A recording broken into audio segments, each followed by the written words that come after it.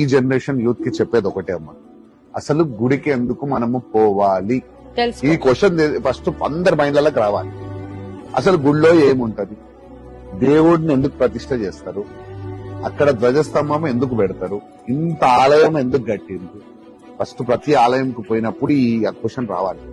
కానీ టెంపుల్ అంటే ఒక గొప్ప సైన్స్ ఉందమ్మా. కొన్ని వేల సంవత్సరాల కిందనే మన దగ్గర టెంపుల్స్ కట్టడం. చెప్తున్నా, మనము తెలుసుకోవాల్సింది సైన్స్ ఉంది. ఇప్పుడు ఇంత ప్రశాంతంగా ఉంటది ఇక్కడ ప్రతి ఆలయంలోకి వస్తుంది. ఎందుకు వస్తుంది ప్రశాంతం? పాజిటివ్ ఎనర్జీ ఎందుకు ఉంటది? ఇక్కడ మిషన్స్ పెట్టామా మనం? పెట్టలే కదా. ఎక్కడి నుంచి వస్తుంది ప్రాసెస్? న్యాచురల్ గా వస్తుంది. న్యాచురల్ గా వస్తుంది. ఎందుకు వస్తుంది? ఇక్కడ ఒక ఏదో పవర్ అంతే. ఎక్కడి నుంచి వస్తుంది? దేవుడి నుంచి. ఆ శక్తి ఉండడం కాదు, సన్ రైజెస్ తోటి ఇక్కడ పంచభూతాలు ఐక్యమై ఇక్కడికి వస్తాయి. ఇక్కడ కూడా ఎందుకు ఉంటాయి అది ఆ ప్రశాంతత? గుళ్లలో సృష్టి నియమాన్ని పాటిస్తూ ఉంటాం మనం. ఎలా పాటిస్తాము? సూర్యోదయం కంటే ముందే ఇక్కడ అన్ని క్లీన్ అయిపోతాయి.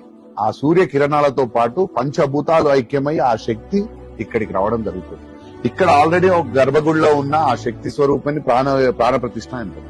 అక్కడ ఒక శక్తి ఉంటది. ఆ శక్తి ఈ పంచభూతాలు ఐక్యమై ఆ సూర్యుడితో కలుపుకొని ఆ శక్తి రెండు ఏకమైనప్పుడు పంతులు గారు చదివే మంత్రాలతోటి ఆ శక్తి పెరుగుతా ఉంటది.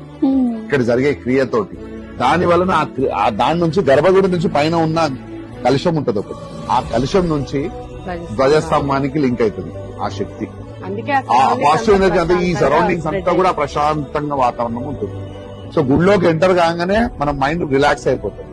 గుడి చుట్టూ ప్రదర్శనలు చేయమని చెప్తారు, మనం చెప్పులు లేకుండా చేయమంటారు. ఎందు గురించి అంటే భూమితో మనకు కనెక్షన్ ఉండడానికి. కనెక్షన్ ఉన్నప్పుడు ఈ కింద ఉన్న శక్తి, ఇక్కడ ఉన్న సరౌండింగ్స్ లో ఉన్న శక్తి వల్ల మన బాడీలో ఆటోమేటిక్ గా ఆ ప్రశాంతమైన వాతావరణం ఈ గుళ్ళలోకి రావడం జరుగుతుంది. గుళ్ళోకి రాగానే మన శరీరం అట్లా ఫీల్ అవుతుంది. సో ఇంత సైన్స్ ఉంటుంది. ఇక్కడికి వచ్చి ఆ ప్రదర్శన చేసుకుని గుడి ముంగడికి వచ్చి దేవుడిని మొక్కితే మనకు ఆ ప్రశాంతమైన వాతావరణం నెక్స్ట్ మినిట్ మళ్ళీ కొత్తగా మొదలవుతుంది. ఎంత కష్టం వచ్చినా ఏం చేసినా మీరు ఎవరితో మాట్లాడతారు? అమ్మా నాన్నలతో మాట్లాడతారు. అమ్మా నాన్నల తర్వాతనే మనకు కనిపించే దేవుళ్ళు మన అమ్మా నాన్నలే, గుర్తుపెట్టుకోండి. తర్వాతనే దేవుడు. మనం ఎవరికి ఫోన్ చేస్తాం? అమ్మకో నాన్నకో ఫోన్ చేసి మన బాధ చెప్పుకుంటాం. సో గుడి కూడా అట్లాంటిది. ఈ సృష్టికి అమ్మా నాన్నల ఆ శివ పార్వతి ఏ దేవుడు అయినా కానీ అక్కడ ఆ గుడిలోకి వచ్చి మనం ఎవ్వరికి చెప్పకపోయినా ఇక్కడికి వచ్చి మనం వాళ్ళని తలుసుకొని నాకు ఈ కష్టం ఉందని మొక్కుకొని పోయిన తర్వాత నువ్వు మంచిదైతే ఖచ్చితంగా నీ కష్టం నెరవేరు. ఇక్కడ నుంచి నువ్వు ఇక్కడ రాగానే నీ మైండ్ రిలాక్స్ అయిపోతుంది. ఎందుకు అవుతుంది? బాడీ రిలాక్స్ అవుతుంది, మైండ్ రిలాక్స్ అవుతుంది. నెక్స్ట్ మినిట్ కొత్త ఆలోచనలు మొదలైపోయింది. ఇది గుడి. ఇంత సైన్స్ ఉంటది. ఈ సైన్స్ ని మనం నెక్స్ట్ ఈ జనరేషన్ తెలుసుకోవాలి. నేను అందుకోసం గుడి ఎందుకు ఉంటది, గుడి విగ్రహం ఎంత ప్రతిష్ట చేస్తారు, ఇవన్నీ తెలుసుకోమంటుంది. టెంపుల్ సైన్స్ గురించి ఫస్ట్ తెలుసుకోండి.